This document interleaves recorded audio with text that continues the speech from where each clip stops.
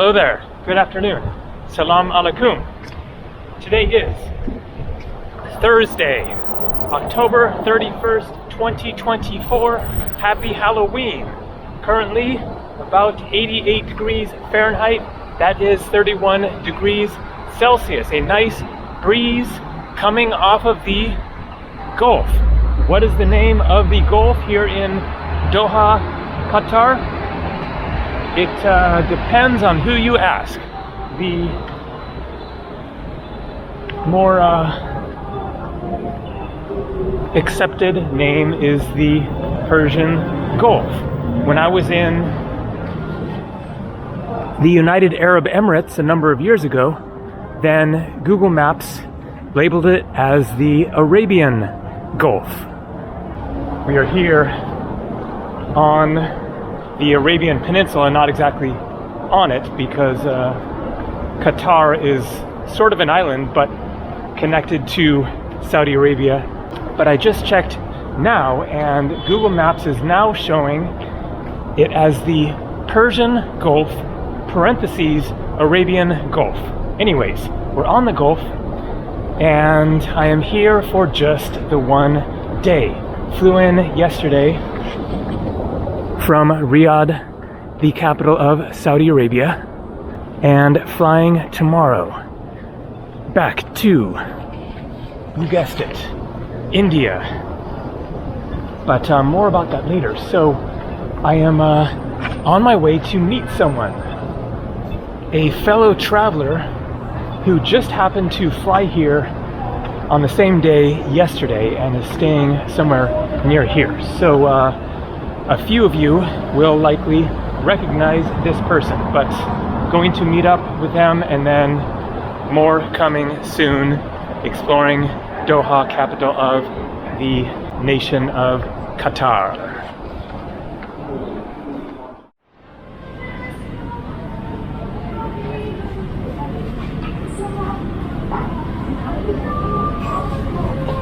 Thank you.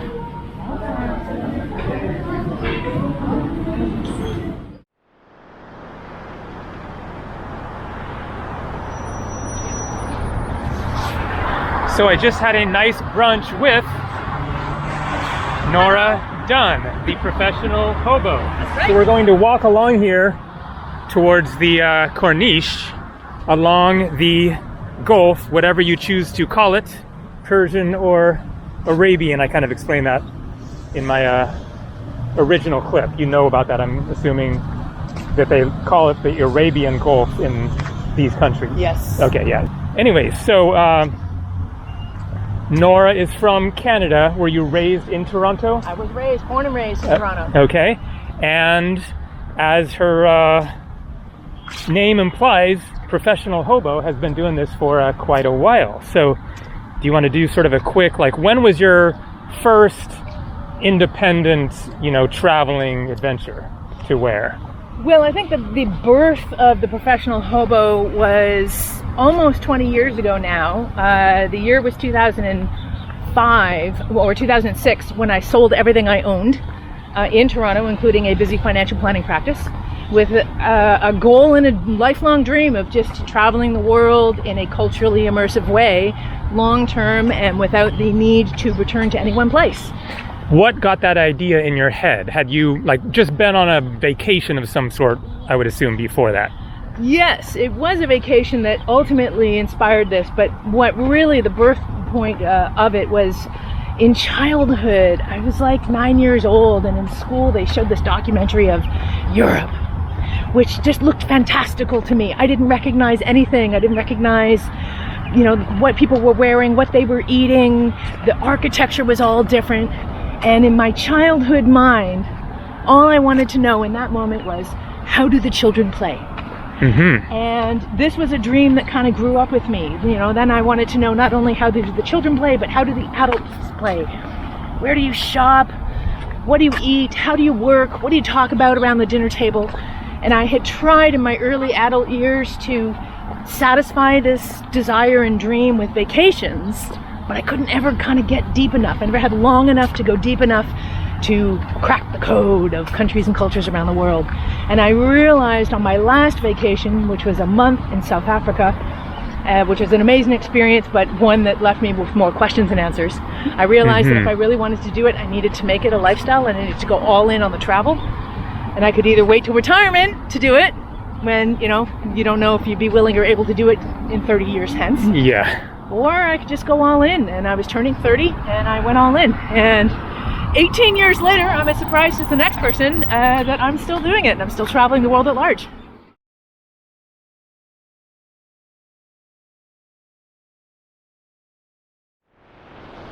So great view there of the Doha skyline. We got some boats here. And the Corniche, not many people here, as has been the case most places. The subway, almost nobody. Last night when I had dinner, literally the only person in the restaurant inside my hotel there. One thing that I wanted to remark about Doha and Qatar so far versus Riyadh, Saudi Arabia, is that it is overall way nicer. Much more developed, much cleaner, just feels better. Hello, sir. No, thank you. The infrastructure here really is amazing. There's so much. And I wonder, we were speaking a little bit earlier about this, I wonder to what extent this was developed even more so for the World Cup, which was here just a few years ago. Yeah, I'm sure some of it for sure.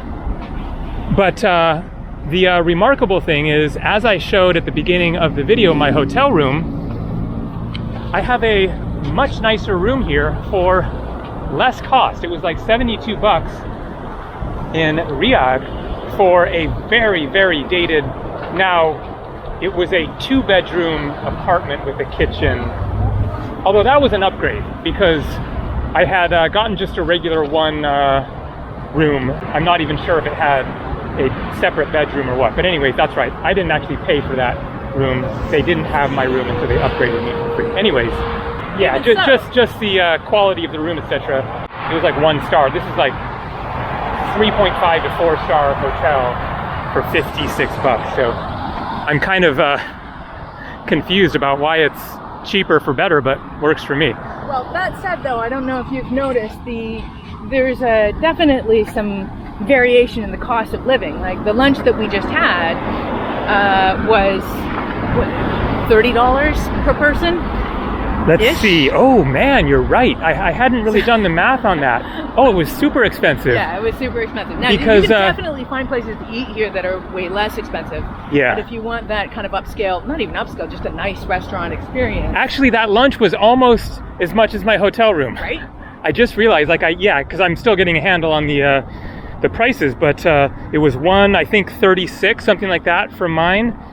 Divide that by somewhere around between 3 and 4. Yeah. And you're looking at 30 to 40 bucks. Oh man. I hope you enjoyed it. Yeah, I did. Fortunately. It was really At least it was an expensive good meal and not an expensive bad meal. Exactly. And the service is also on point. Yeah. You know. Yeah, for sure. So getting closer to the skyline here, we're not sure what this oh, it's definitely not a mouse. Yeah, it has antlers. Right. So we're guessing it's World Cup. And an antelope. They would have that. Yeah. Well, you've heard of the jackalope? Yes. Okay. Okay, we're getting closer. Could be a jackalope. Probably not. That's a Wyoming thing. And they're also fictional, but I'm pretty sure this is a fictional creature. Maybe not. Definitely with the tank top and the shoes. So it has big old ears. Yeah, maybe it's some sort of deer that's standing on its, hind feet. So we don't know, but we're sort of speculating something related to the World Cup, considering that it has a torch. And a little days, like they were counting down the days. Oh, yeah, that makes sense. Yeah, gotta be. The difference in the feeling between Qatar and Riyadh, it's not just that it's more developed, it just feels more welcoming. It says Doha, capital of Arab tourism 2023. Okay. All right, so we're going to get into the the downtown, I guess it is.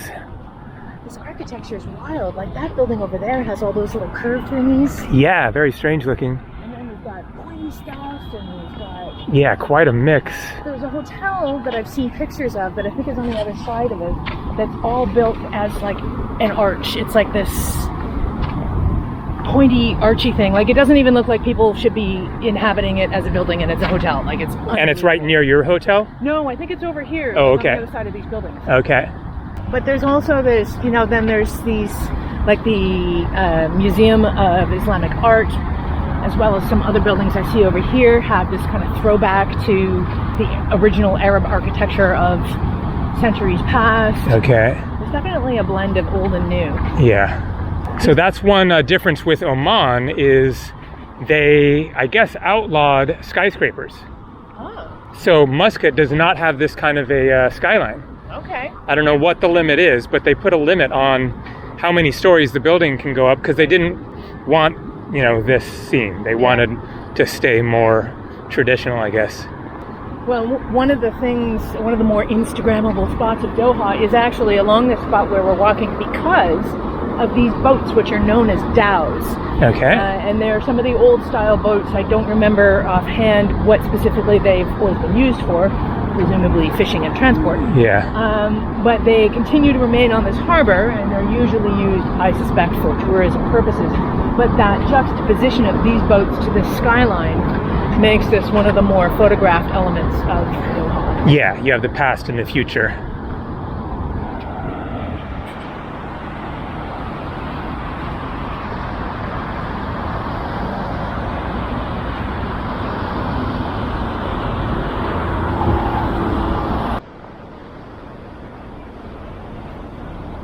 So the thing with these cities in this part of the world is that you see the photos and the dramatic, magnificent, impressive skyline, but then once you get into it, you're just at the base of these big buildings and there's very few people walking around. There aren't really like, you know, like local souks or anything. It's really quite boring actually once you get into these cities. Then you're just walking along these big buildings and not really much going on. But you have experiences like, it looks like rotating restaurant. I'm sure there's some fun stuff happening in some of these buildings here. When I was looking for a place to stay here, I was looking at the map of the concentration of hotels. And there's a lot of them here, a lot of the very luxury hotels that are in here. But I then sent a message to a friend of mine who lived in Qatar for a few years, and I said I'd found a place, a hotel near the area where you're staying as well, which is closer to Souk Waqif. But there's only very few, there's not a lot of hotels in that direction comparative over here. Oh, okay. And I asked her which would be a better area to stay in. She said, well, it depends on what you want. If you want the fancy hotels with the restaurants and the luxury shopping stores, you stay here. She said it's beautiful. She said I recommend you check it out. She said, but if you want a more, for lack of a better word, authentic experience, you stay over there. Okay. So I think we made the right choice. Yeah. Yeah, and they're another lucky coincidence that we were, you know, within a walk of each other. Right. And near the souk, which there's a tour 5 p.m. Yes. and which Nora set up, and then I think I'm probably going to go for that as well. But we probably won't walk to the walking tour. Catch a ride from here because we've just walked a long ways already. So definitely going to be lazy getting back over there. But I do like the variety of different styles in these skyscrapers.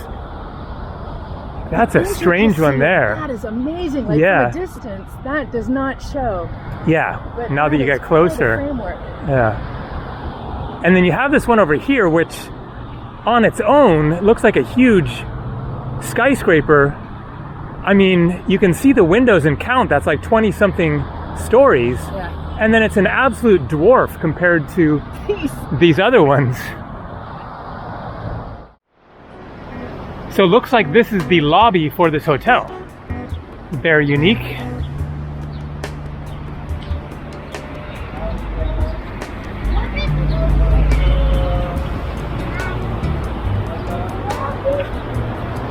We're getting into the concrete jungle now, heading straight across this way towards a mall.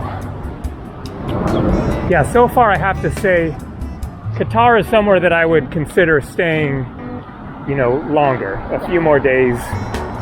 Good feeling, great, you know, price on a good hotel room there. Good choice of restaurants. And a fair number of things that I think you could get to explore. Yeah. In and out of the city as well. Yes, exactly. Because it's actually fairly, I mean, not large, but the country as a whole, compared to Bahrain especially, or Kuwait, I think that Qatar is the largest. And there's, do you know if it's an island technically? It is not. I haven't zoomed in. Let's confirm that, especially since I called it an island at the beginning. So let's try to correct that. So yeah, there's more, a lot more than just Doha. Yeah, you're right. Oh yeah, that is totally a peninsula. Okay. So totally got that one wrong. It's not a bridge over here. It's land. However, fun fact, I'm going to get the number wrong, but I think it's an astronomical number. It could be as high as 98, but somewhere in the 90% of the population of the country of Qatar lives in Doha. Okay, okay. So, Doha So there isn't where much it's at. There's no- beyond. It's just going to be desert out there. Yeah. And 90% of the population of Qatar are not from Qatar. Yeah. From Qatar. Yeah. All right, we got some flags, the maple leaf. Whoop, whoop. So I guess that's an EU flag on the left, right? So what do you think the center one is? That maybe? Bad flag. I am too. Well, I was about to say Albania because it looks a little bit similar, but no, Albania is more just red. But in the middle it has a similar sort of a hawk or something. Okay, Turkey, Australia, either Australia or New Zealand. It's like a British flag, but then with the extra stars. I guess must be consulates or embassies.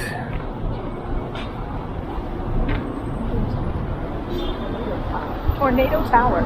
Oh, okay. That's what this is called. Uh-huh. Love it. Gas Exporting Countries Forum. So there's really a good selection of restaurants here. You do not see this in Riyadh. You know, fancy coffees, sushi. I mean, maybe somewhere I, you know, only saw a little bit of the city, but it definitely seems more international here.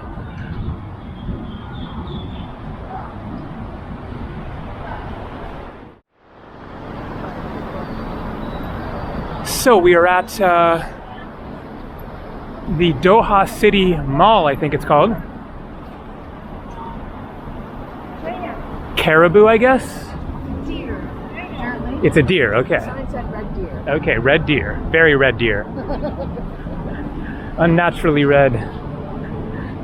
All right, so it looks really new. There's another mall that sounded more interesting with canals like Venice, recreations of cities or something like that, but it was just too far away. So I think we're going to get a typical mall experience here. So should we head in the general direction of something good to drink? Yes. Okay, cool.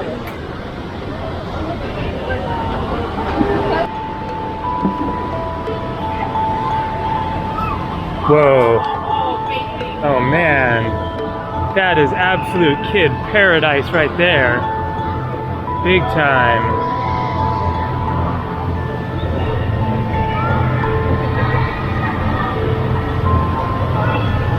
Oh, that coffee hall looks pretty mean too. Yeah.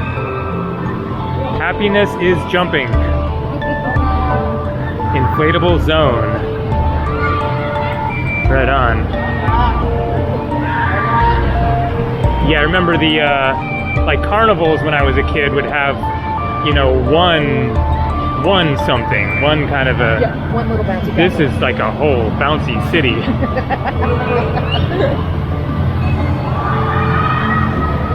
All right, we got a few more levels. Oftentimes the food court is top level. All right. Let's see. Well, I guess, yeah, keep going up.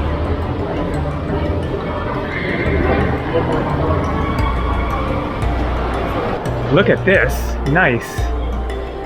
That's a table. I love pizza. Hot dogs. It's kind of 50s diner. Wall Street.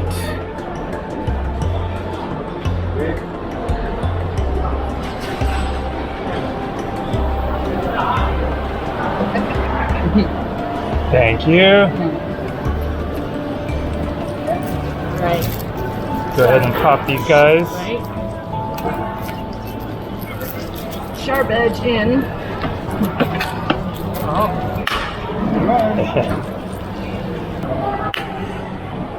All right. Cheers. I'm excited for your first bubble tea experience. Yep. Mango, lime, mint. Yes. And tapioca, whatever those balls are called.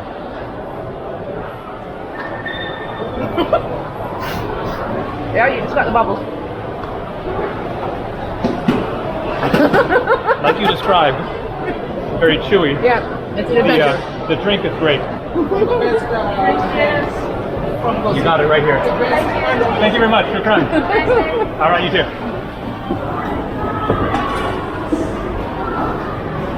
I think I'm gonna mostly try to go above the balls and just get the The bubbles don't do it for you? so to speak.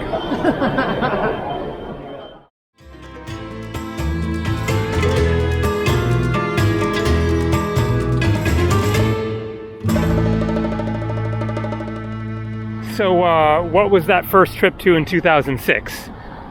So the first thing that I did was I hopped on a train in Toronto and I went west because I had some extended family in Edmonton, Canada. There was a family wedding happening, and so I decided to spend a couple of months there. And then from there, really serendipity directed me most of the rest of the way. I went to Hawaii. I volunteered in trade for accommodation for 6 months. Okay, really? Yeah. Is that that's when you were on the Big Island you mentioned before? Exactly, Okay. yes. Oh, working at a hostel, right? Well, the first work trade gig I did was actually on the other side of the island, volunteering at a permaculture property, where Okay. I learned to live off the grid. I worked on an organic farm on Kauai. Nice. That was back in '98. Okay, so Nora travels in a little bit different style from myself. So you stay more longer term in places in general, right? I do, and in my first 10 years, one of my claims to fame, if you will, in my first 10 years of full-time travel, I saved over $100,000 on my accommodation expenses by getting my accommodation for free. And I discovered along the way that there are 5 different ways to get free accommodation. Okay, let's hear it. The first one I discovered was work trade. The second one was house sitting. Oh, along the way I also did couch surfing or hospitality exchanges. I lived on boats for 3 months in the Caribbean. And then the only one I didn't do, because I didn't have a home to exchange, is home exchange. Home exchange? So what is that exactly? So home exchange is simply you open up your home to other people who are visiting. Usually when you're not there, but it depends on the home, you might be able to host travelers. And then you get to stay in other people's homes when you're traveling. It doesn't have to be a Should we kind of simultaneous... head over there? Yep. It doesn't have to be a simultaneous exchange. Okay. There are these programs that allow for, it's almost like a points-based program. So the more you open up your home for people to stay, the more points in the bank you earn, and you can use those points to stay in other people's homes. I see. Interesting. This is my first time of hearing about that one. So. I literally Well, wrote the book I've on never how to had a get free home, so- accommodation around the world. Yeah. So check that out. And the title is How to Get, How to get free accommodation around the Yep. world. What are some of your favorite places that you've stayed? I always preface the answer to this question with the idea that travel is contextual. And your favorite place and my favorite place could be very different because it's more about who you're with, what you're doing, and how you're feeling than it is about the place itself. And I will reference a place that you and I have both been to and had dramatically different experiences, and that would be Rishikesh. Yeah. So you really like Rishikesh, you go back a fair bit. I was there only once and I was not in a good place in myself. I was basically burning out. And so for me, that place as a reflection of where I was at was not a good experience for me. That said, favorite places, I will say that both Peru and New Zealand are places where I had magical experiences, and also most people I know who've been to these places have also had similarly fascinating experiences. I'm very much looking forward to getting to New Zealand finally, maybe even on this trip. It looks like I'm doing an around the world thing, so I think you are. I could be headed that way. All right, so it's getting noisy and we have to figure out, I guess there must be a place to walk on that side. I feel like there should be. But I'm not seeing any kind of a pedestrian thing, so maybe we just continue down airways and then we'll continue the video once we can get away from this traffic noise here. So I thought that we should explain our 2 synchronous meetings. Yes. This indeed. being the second one, of course. Right. So a few of you might recognize Nora either from her own channel, which has really done well in the past couple of years, just past 100,000 subscribers, so congrats on that. But also because she was in one of my videos a couple years ago. Nice catch. Wow, a little tiny like swordfish type of a thing. So do you want to explain your perspective of meeting me in Bansko, Bulgaria. Yep. It was, it was fantastic. I mean, you and I have known each other online for well over 10 years. Yeah. And I had just finished speaking at the Nomad Fest conference in Bulgaria 2 years ago, I guess. That sounds right, which I did not know about. No. And so the conference, most of the people have cleared out from the conference, so the town it's a ski town. I just went to Bansko because somebody had recommended it at some point. And which is largely, in the summertime, it's the off season, so there's not a heck of a lot going on in this town, although it certainly is a hub for digital nomads. So I'm walking down this large, relatively empty street, and I remember you were marking in your videos that it was pretty empty. Yeah. Because it's the off season. So as I'm walking down this large empty street, I see this guy walking up the street with a little camera in his hands, talking to the camera. And I look and I pass by and I went, I'm pretty sure. So you didn't recognize me right away. Well, I was like, I felt like I did, and I thought that can't be. Like, why would he be here? I can't. Yeah. I don't understand.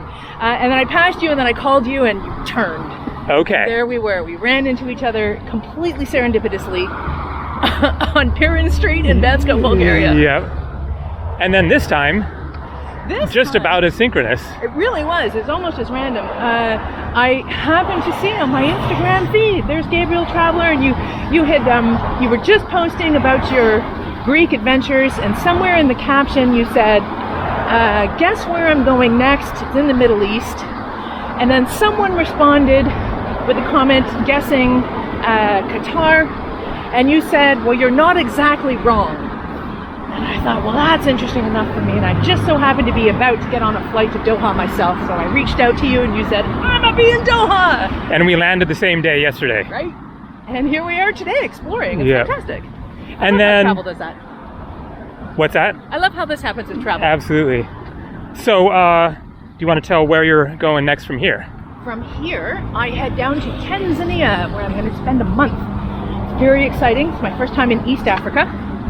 So, are you going to Zanzibar or?